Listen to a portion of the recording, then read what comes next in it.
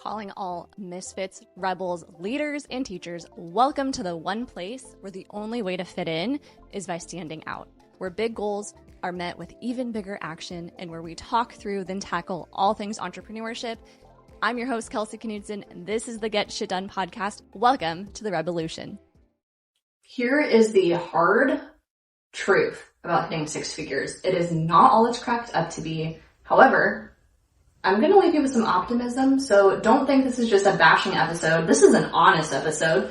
As a business owner who's hit six figures twice in two different businesses, on my way to multiple six, and I just think we need to have an honest conversation about what the heck is going on in this phase of business. So here's 5 real truths about hitting the six figures. Number 1, more money doesn't solve your problems. Underline, highlight, bold. This is true for every phase of business, but there's some just fantasy that we have about this miraculous six-figure mark that we think once we hit that, then this. And I'm here to tell you, more money, more problems. And if you are prior or just under that six-figure mark, there's no shame in the game, but I just want you to know that that number is not going to be your saving grace. If your systems are shit, first of all, go listen to last week's episode.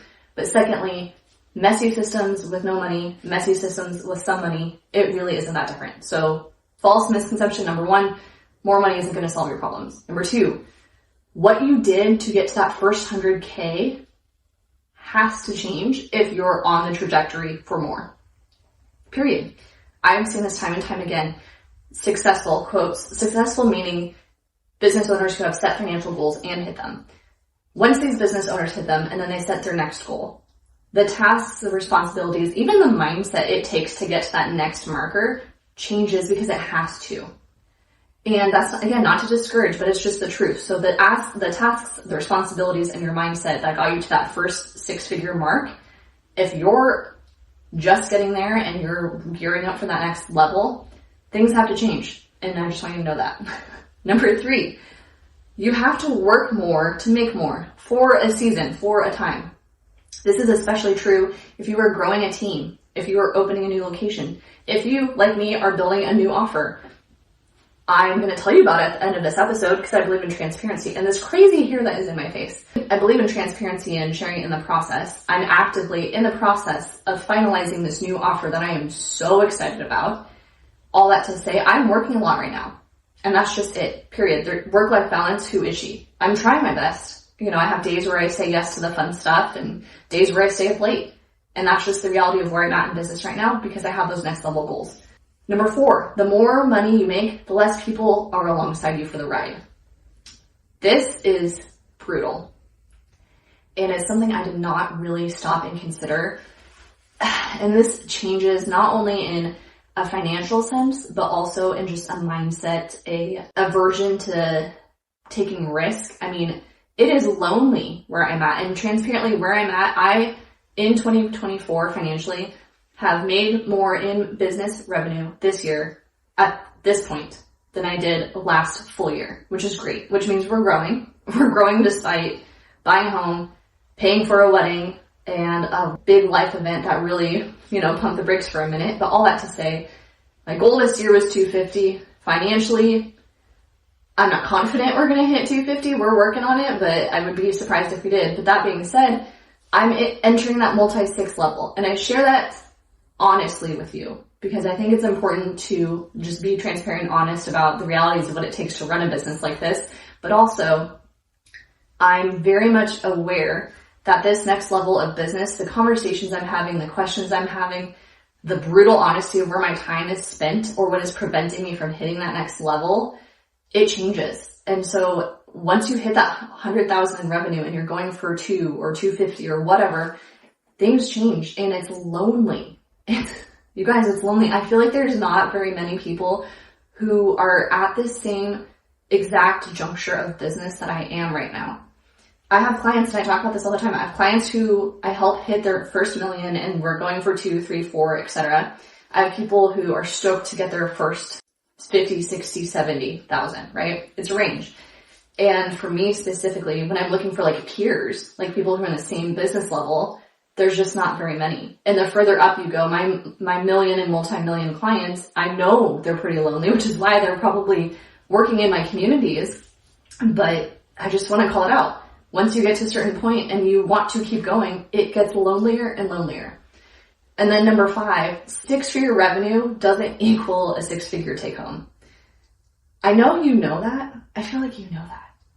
But it needs to be said. And my husband, we talk about this a lot because we measure in business and revenue a lot. And I think a lot of it is that it's freaking hard to have a business, and measuring your revenue, it's saying like that many people believed in you and invested in you. And yes, that's not what's like sitting in my bank account, but I have a lot of pride in that number, and I coach and encourage my clients to also have a lot of pride in those numbers and be confident in sharing them and all of that. But that's not what's coming home. And so this era of hitting 6 figures, I think that's kind of like a certain part, like paying your dues as a part of business that you have to go through. But then there's this next level. And again, everyone who's in that multi-6 to 7 range that I'm working with right now, we're becoming profit obsessed, myself included.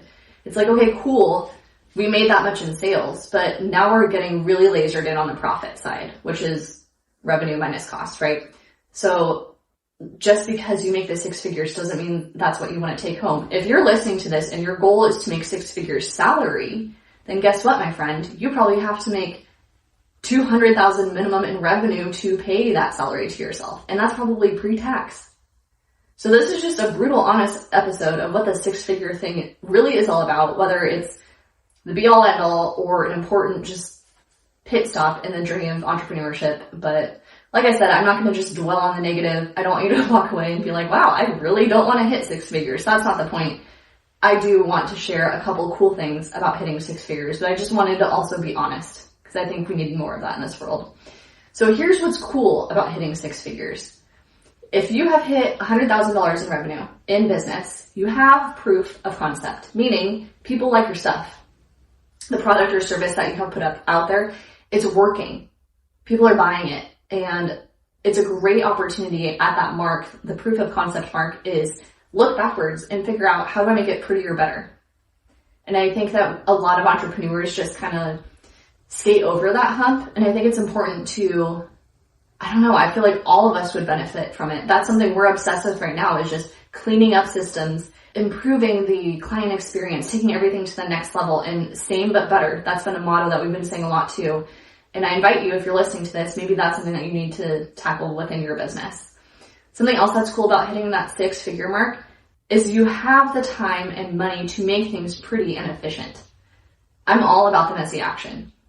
I'm definitely the entrepreneur who thinks that too many of us struggle from analysis paralysis and spend too much time, money investing in making things pretty off the bat. And the best thing you can do is put that first pancake out there, get that feedback, and then iterate.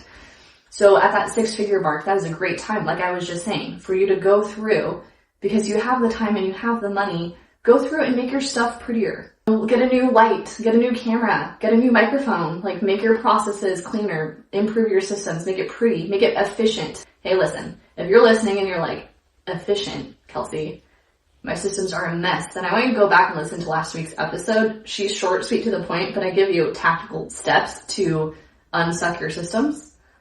Definitely go take a listen to that episode. But all that to say, this is the time to do it. Hitting that first 6 figures is a great time to go back and make things prettier and more efficient. You'll thank me later. What's the third cool thing about hitting 6 figures? I don't know if you guys know this, but only 82% of small businesses have 0 employees. I'll say that again. 82% of small businesses have 0 employees.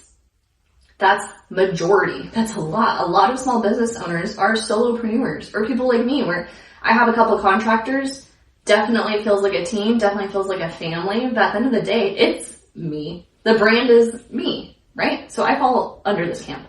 So 82% have 0 employees.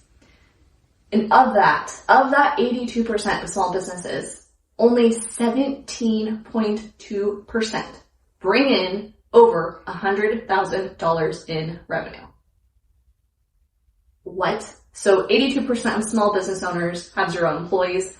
Of that 82%, only 17.2% bring in over $100,000 in revenue. which is crazy because 88% of millionaires are entrepreneurs. All of that math is telling you this. Very few make it at the top. Very few make it at the top. So if you have made it this far in the game and you have a business and you've hit that first 100,000, you are part of the small group of people who have hit that goal, which is amazing. But the sky is the limit, and there's so much further you could go if you want to. If you may not want to, but if you want to, if that's your goal, if that's your passion, if that's the next mile marker for you, then congrats. Go after it. Go chase it with reckless abandon. I thought those numbers were fascinating because $100,000 in revenue, we talk about it like it's this big deal that everyone hits it and then you just move on, but it's a big deal to hit in the first place, and I want you to celebrate that. But I also want you to recognize it doesn't have to stop there either. And then the last thing that's cool about hitting six figures is you get to align your why, your values, and your goals and actually pursue them. There's a part in business in the beginning where you just gotta do the thing. And I was at a networking event talking to someone about this, but it's so true. You just gotta throw spaghetti at the wall and see what sticks. In the beginning of my coaching, I was doing websites, I was doing logos, I was doing P&Ls and spreadsheets and just random business anything. And do not hire me for a website. Have I done one semi-recently that some of you may have seen? Maybe I have, but do not hire me for that. I've honed my craft. I've found my purpose, my passion, the thing that lights me up. There are too many different unknown factors when you're new and you haven't established a true business, when you're still in that kind of hobby play phase. But once you hit that six figures, it's a great time for you to really stop and reassess. What are my goals? What is my why? What are my values? What are the things that are really important to me? And is that in alignment with what I'm doing? For me, before being a coach, I had a hair salon, and it wasn't until I felt safe financially that I could really be picky and think about, do I really want to continue doing this? And newsflash, we all know the answer is no. But I wasn't able to do that until I hit a certain mark of safety, security, consistency. And for me, that was the six-figure mark. So for you, that might be where you're at, and you have the luxury and the opportunity to just realign, recalibrate. And it's so important, in fact, that anyone who works with me, we start with that. We start with the why. We start with the goal setting and the core values, because that dictates everything else. And just because something is quote unquote working, it may not be in alignment. And we can't call that out if we don't identify it first. All that to say, you've already proven that you can play the game of entrepreneurship, right? We're here in the game. We're doing the game. Again, 82% of small businesses have 0 employees, and of that number, only 17.2% of us are bringing home $100,000 in revenue, which is crazy. But here's the deal. You're playing the game. You're here. You're either at that mark or close to it. It's within the horizon. But there's some flaws. Your ship isn't dialed in. Things are a little messy, a little chaotic, a little shoot from the hip. If you want to go big, if you have big goals in your life and your business, you can't do that forever. And once you hit that six-figure mark, something changes because it has to. So if your systems are kind of sucky, if you've lost yourself and you need that clarity and that confidence and that structure to really reassess where you're at and help get you to that initial first six figures and beyond, if you're considering, God forbid, maybe going back to work in corporate or helping someone else with their business, then I want to invite you in, because I see you and I know deep down that's not what you want. I know deep down you're tired of running from chaos.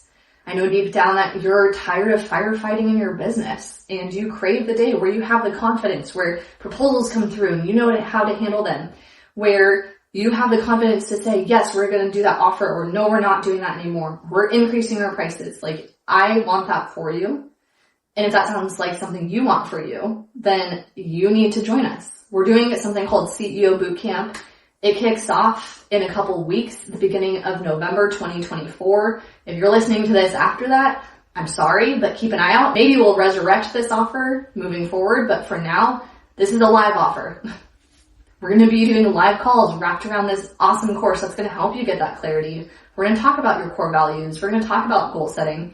We're going to talk about systemizing your business and efficiency and SOPs and KPIs and all of the infrastructure you need to build better before you build bigger. And at the end of the day, If you're close to that 6 figures, if that's that next mark for you, this is the perfect offer for you. If you're just over it and you feel like your systems are still kind of messy and you're treating it like a hobby, you also will be a great fit for this program. But I encourage you to jump in.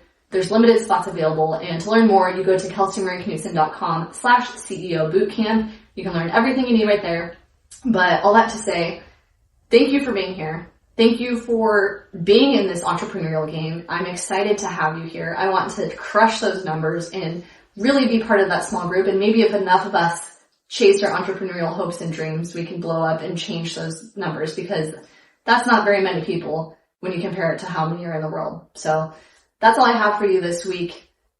Don't let this be a discouraging episode. Let this be an honest episode and hopefully inspire and give you some things to consider as you're entering this next level of business. Catch you next week. Hey, thanks for being a part of the Get Shit Done revolution. My hope is this episode sparked a fire in you, equipped you with some practical next steps, or inspired you to take action towards your goals. If it did, please help spread the word by sharing this episode or leaving a review on Apple, Spotify, YouTube, or wherever you're tuning in. Now it's time for me to hand over the keys and let you get shit done.